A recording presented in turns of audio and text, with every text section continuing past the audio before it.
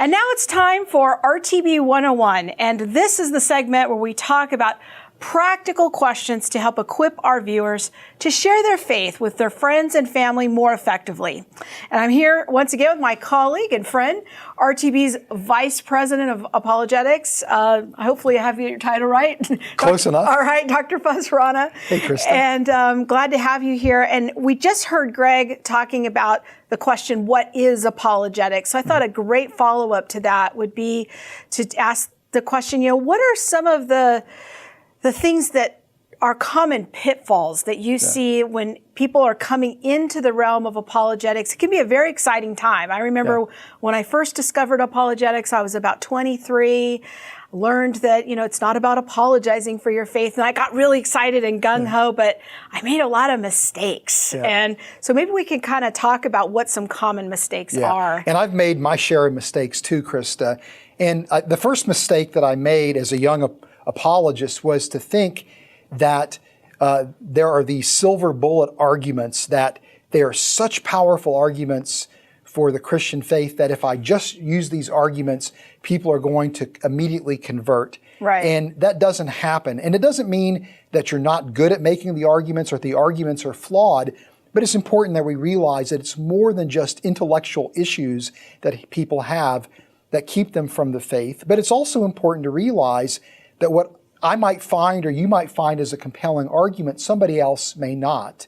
That is such an important point, because there's a distinction and a difference between an argument being sound and an argument being compelling for you as an individual, because we all come with our own life experiences, our hurts, our pains, our questions.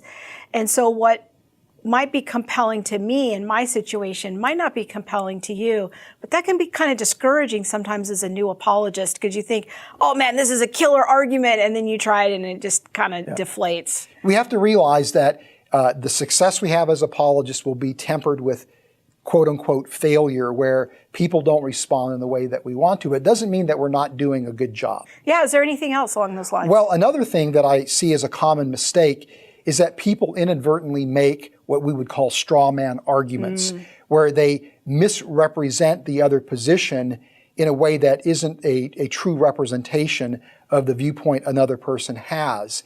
And oftentimes it's done in such a way to make the arguments that we have even more impactful or seemingly more impactful.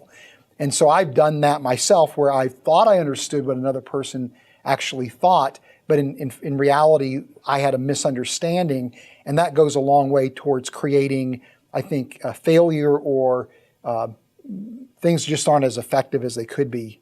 That's such a great point, because one of the ways that I try to mitigate against that when I'm trying to learn another point of view is I try to find the best argument I can find for the viewpoint that I don't hold. So I'll go on YouTube, or I'll try to listen to podcasts or read books from the best names, the biggest names, and I try to find the best and most compelling arguments so that I can make sure that I really understand the other point of view in their own words. I'm not reading it through the Christian filter of a Christian book restating the argument. Is that? That's exactly the approach that I like to take. And in 1 Corinthians 9, Paul says that we should become all things to all people that we might win a few. And what Paul really means there, when you begin to dissect that passage, is that we actually have to step inside another person's worldview and think like they think, and then use that as an opportunity to build connections to the gospel. And that's very much the case with apologetics.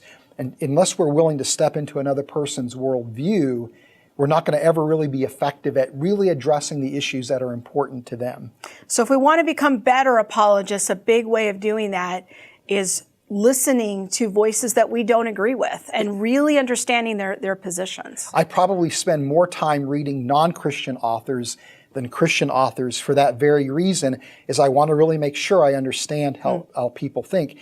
And nothing communicates respect and even love more so than when people realize that you've put the effort into actually understanding them and understanding their concerns, and that respect will actually make you more persuasive as an apologist. 2 Corinthians chapter 5, one of my favorite apologetics passages, it says that The love of Christ is what ought to compel us to be good ambassadors of the gospel, to be ministers of reconciliation. So our goal as apologists is not to just pour arguments on people's heads. It's to love them, to be in their shoes, understand what they're saying, and that we're sharing our heart and inviting them into a deeper conversation. Yeah, I love that passage. And ultimately, our motivation for doing apologetics is that we love those people that we're trying to reach. And if we can't say to ourselves honestly that my motivation is love as opposed to feeling good about myself as a Christian or trying to win an argument, then it's best that we don't do apologetics. Apologetics should never be a weapon, but should be a tool that we're using to express the love of Christ to other people. I always like to say my goal in a conversation is to win another conversation. It's not to win the argument. Yes. It's that I'm keeping that door open. It's not just that I think I'm in a stand of love. It's, does that person feel loved? Yeah. And do they feel loved enough to keep talking to me? Yeah. Then I know I'm doing a good job. Yeah, that's great. That's a great way to look at it. So Dr. Fuz Rana, thanks for joining us. And I want to invite all of you to get connected with Fuz on social media. I love following him. And he's got a weekly broadcast live stream on Facebook. You want to check that out and just see what he's up to, because he is doing a lot for the kingdom of God. I love following you on social media. Let's go over right now and find out what Monica is up to.